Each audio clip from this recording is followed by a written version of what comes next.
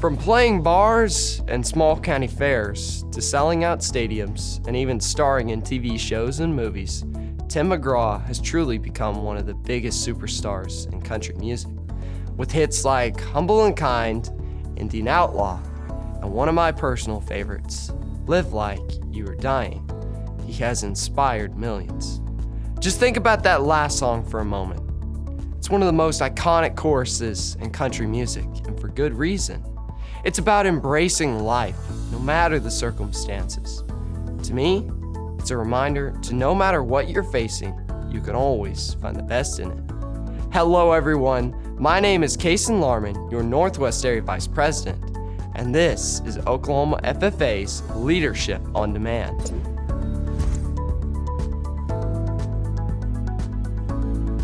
Let me share a personal story with you. On February 1st, 2022, I was just a few short weeks away from my 16th birthday. I woke up feeling a little under the weather, so I went to the urgent care and got a prescription.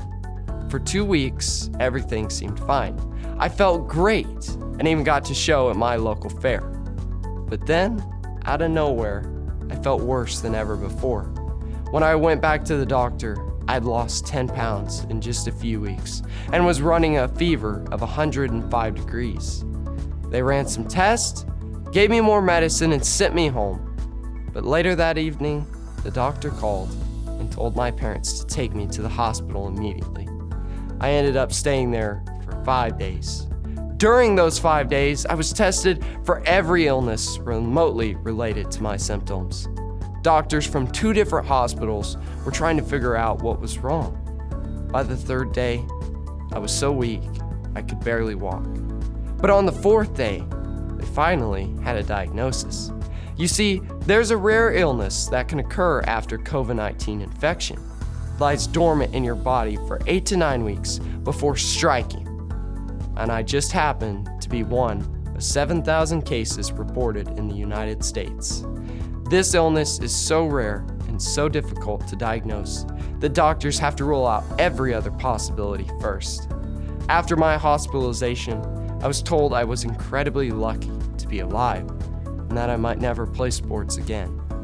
For the next 9 weeks, I was considered immunocompromised. Even a simple cold could have sent me back to the hospital. But I took 2 main steps to help me recover and move forward. And I believe they can help you too. Step 1, be grateful for today and never take anything for granted. The things you take for granted, someone else might be praying for. During my illness, I missed my playoff basketball game and my county show. It was in those moments that I realized just how much of my life had been taken for granted. So when I finally got the all clear from my doctor to resume normal activities, I did so with a renewed passion. I remember driving to the farm to do chores and work cattle for the first time in months. As I turned on the radio, Tim McGraw's Live Like You Were Dying came on. At that moment, I realized I had a choice. I could wallow in self-pity, or I could embrace life and make the most of every opportunity I had. Step 2, don't be afraid to fail. Be afraid not to try. After my illness, I realized that being afraid to fail is like choosing to fail without even trying. So I decided to stop letting fear hold me back. When I had the chance to make a positive impact, I took it. When new challenges came my way, I faced them head on. I may not have been in my 40s with a lot of life before me, as the song goes, but I didn't let that stop me from pursuing my dreams. And my hope for each of you is that one day you get the chance to live like you are dying. Thank you for listening, and remember, embrace life, take risks, and never take a single day for granted. See you next time.